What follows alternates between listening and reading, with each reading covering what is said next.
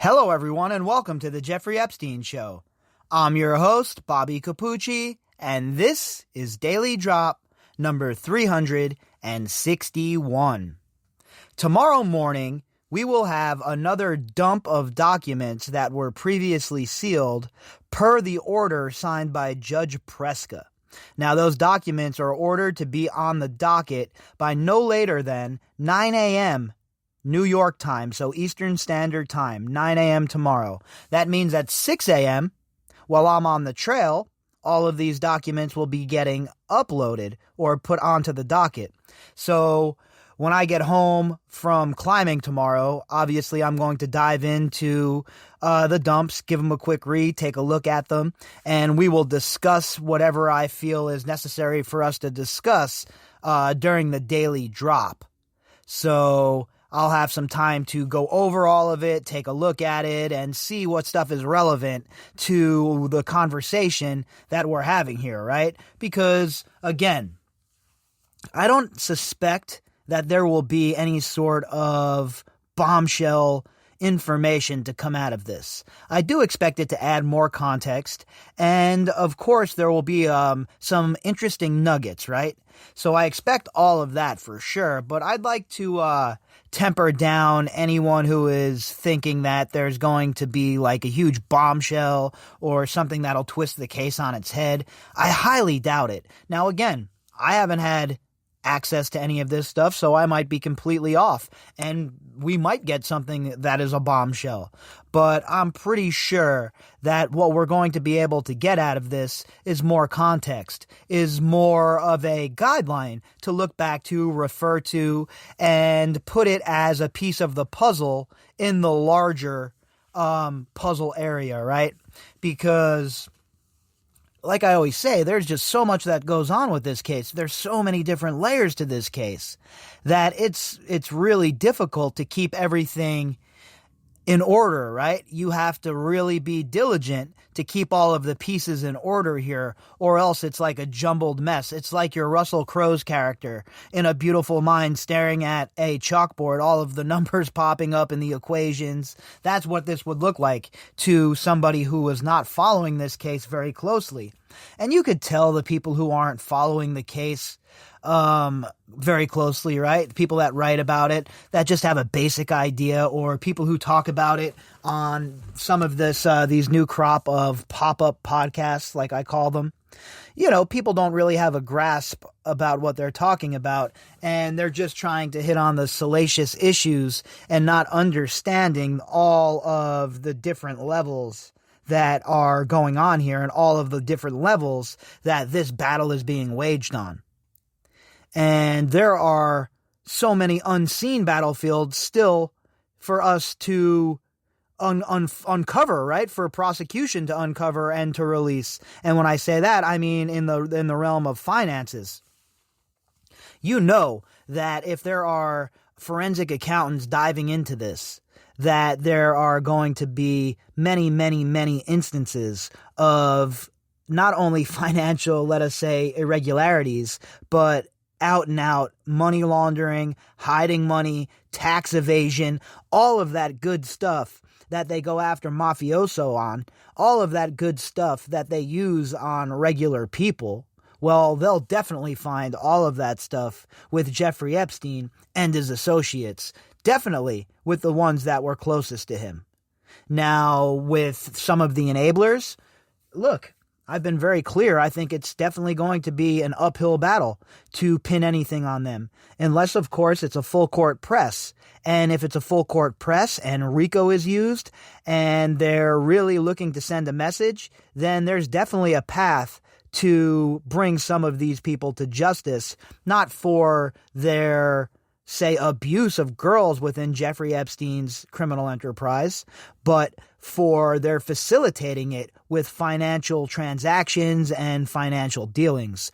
You see, that's why, again, RICO is such an important tool in the toolbox for them to use against people like Jeffrey Epstein and Ghislaine Maxwell and people who were in charge of these criminal enterprises. Because before RICO came about, you never got the boss, right? You only got the person who initiated the crime. So you weren't able to charge the whole organization for the crimes of one person. But with RICO, you can charge the whole damn organization, right? And that is what they need to do. That is the path that they need to be on. And it is rather obvious at this point that this is a very large, worldwide RICO case that is going to swoop in some of the biggest, most powerful people on the world stage. And that's not hyperbole either. That is just fact from the people that we know about as of now. Ex-presidents, ex-prime ministers, magnates of finance, banking. These are the real people who run the world, who rule the world. Who do you think gives the money to these politicians to get these jobs, to become president or to become senator? Just watch. Watch how much money pours into Georgia from both sides in this runoff election coming up in January. It's a travesty. It's a joke. It's an atrocity. Hundreds of millions of dollars are going to pour in, and bitch-ass Congress and the Senate hasn't even passed some sort of stimulus bill. I know here in Las Vegas, Governor Sisolak just got done speaking, and we're going into a more stringent lockdown, 25% capacity at places. And as I was talking about earlier, it's going to be bad news for our economy. So these people that are getting put into these positions of power, we have to be very thoughtful about who we put into these positions of power, because we see the kind of company they keep.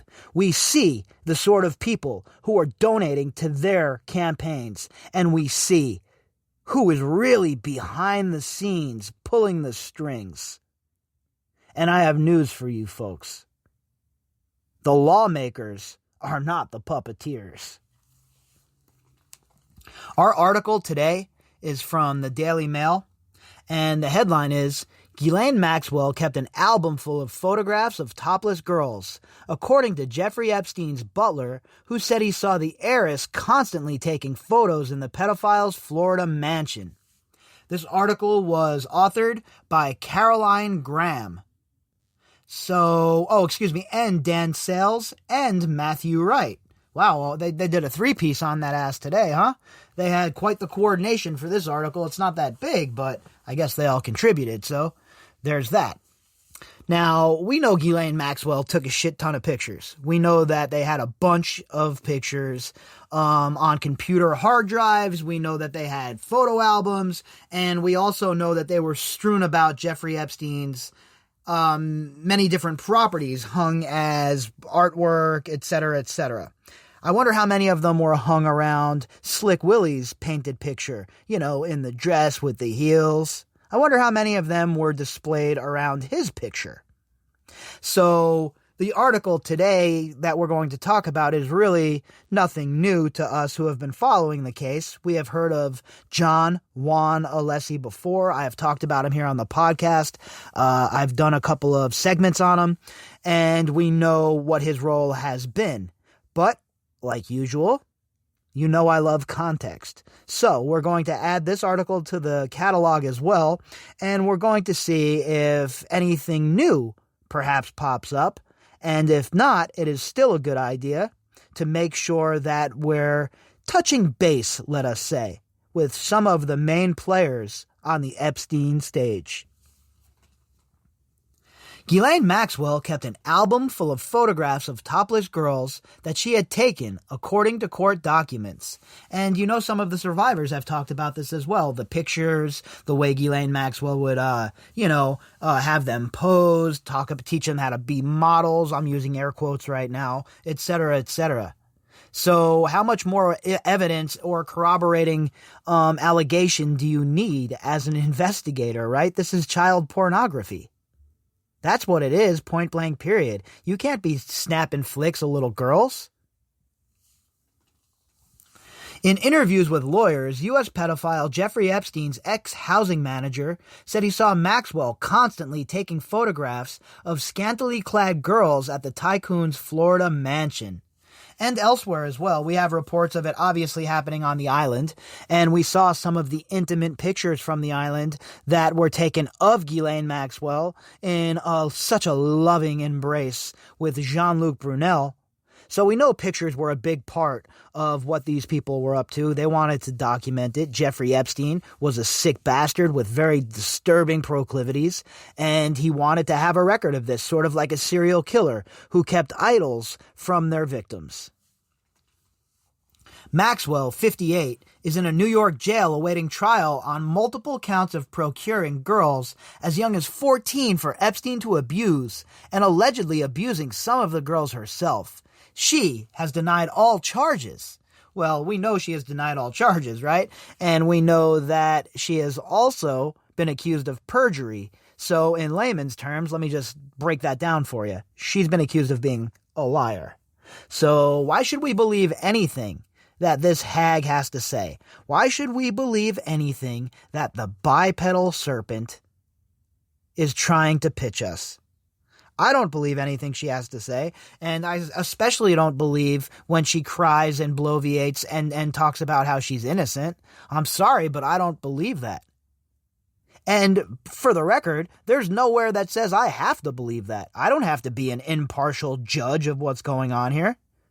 I'll tell you what, I've seen enough. The evidence, the circumstantial evidence is enough for me. Now it's just putting a bow on it, right? So yeah, I don't want to hear anything this lady has to say. I mean, obviously, I want her to have her day in court, right? Like every American and every person in the world should be entitled to. But as far as her gaslighting and her crying and whining about her conditions in jail, etc., I don't care one bit. I have zero empathy for this lady. In papers released by a judge relating to a settled defamation case between Maxwell and Virginia Roberts, who claimed she was coerced into having sex with Prince Andrew, ex-butler John Alessi, 70, claims Maxwell took pictures of young girls as a hobby. And I take coerced. I think it was, more of, a situation where it was definitely coerced, no doubt about it, right? It wasn't like Virginia woke up one day and was like, oh yeah, I think I'm going to go and be passed around to Jeffrey Epstein's scummy buddies. So I think coerced is the proper word there. He said she had an album full of photographs of people, young girls. Some girls were topless, taking the sun. She went out and took pictures in the pool because later I would see them at her desk or at the house and nude 99.9% of the time they were topless. So he's just corroborating what Steve Scully talked about previously. And fact that we know that these girls were running around topless and naked. Were all of them underage? Probably not. Epstein probably had some girls there of age, 18, 19, 20-ish range, maybe even a little older if they looked younger. But that doesn't matter. If he was trafficking these girls, if they were being coerced and they were being passed around to his friends as party gifts, well, I don't really care about their age. All of these people that were involved are scumbags, obviously. The lowest brow crime of all is abusing children. But trafficking women is not too many steps above on the ladder there of scumbaggery, folks, all right? Epstein killed himself in jail, allegedly, after being arrested on sex charges. Maxwell insisted she only took benign photographs. And again, let's get all of the evidence. Where are these computers? Why did the FBI let these people have access to these computers after a subpoena was dropped? Why was Zorro Ranch not raided? What secrets does Zorro Ranch hold? What was taken out by Khan? There's so many questions here, folks, and so little answers. The FBI wants to interview Prince Andrew. He has denied all claims of wrongdoing. The Duke of York, Joe Exotic of the Windsor family, 60, was branded outrageous Friday by the lawyer representing 6 victims of the dead disgraced financier, pedophile, who killed himself, allegedly, in prison last year. Lisa Bloom, oh, good old Lisa Bloom, huh? She is an outright tool. She is doing more harm to this case than good. Gaslighting, acting like she's really involved. Give me a break already. More of a maneuver to try and build her own profile, to try and get her name out there a little bit more. She just leaves a really bad taste in my mouth. I have zero respect for Lisa Bloom. Called on the Joe Exotic of the Windsor family to submit to an interview with the FBI as they investigated Maxwell. And she's trying to get some shine here as well. What are you even involved with Prince Andrew for? What are you even talking about, Lisa Bloom? You're not representing Virginia? Kick rocks already. Quit trying to low-key get some fame here, all right? We all know you for who you are, Harvey Weinstein protector.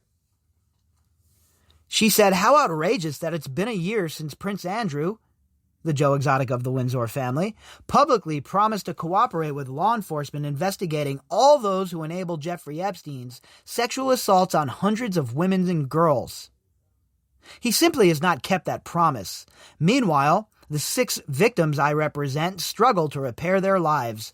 Victims, she calls her own clients victims. No, they were victims when they were being assaulted by Jeffrey Epstein and when that was occurring, but now they're survivors. They lived through it. And they've battled, and they're fighting back. So why don't you at least call your clients what they are, the correct terminology, Lisa Bloom? We implore the Joe Exotic of the Windsor family to submit to an interview with the FBI investigation of Ghislaine Maxwell and other accused co-conspirators, to tell what he knows, to turn over documents and evidence, and to instruct his staff to do so as well. So, Lisa Bloom is, again, in my opinion, out here just, trying to get involved, get into the fray. She's not Bradley Edwards or Sigrid McCauley or Cassell or Scarola or any of these lawyers that have been on the front lines of this for a very long time, battling tooth and nail for these survivors. Lisa Bloom certainly strikes me as somebody who's swooping in like a vulture because she sees some fame and perhaps a few bucks to be had. So I always cringe when I have to read anything that quotes Lisa Bloom. And if you notice, I usually just skip articles that have anything to do with her or her disgusting mother, Gloria Allred. And I'll continue to keep up that pattern and that trend here because I really don't have any desire to listen to what Lisa Bloom has to say in any capacity.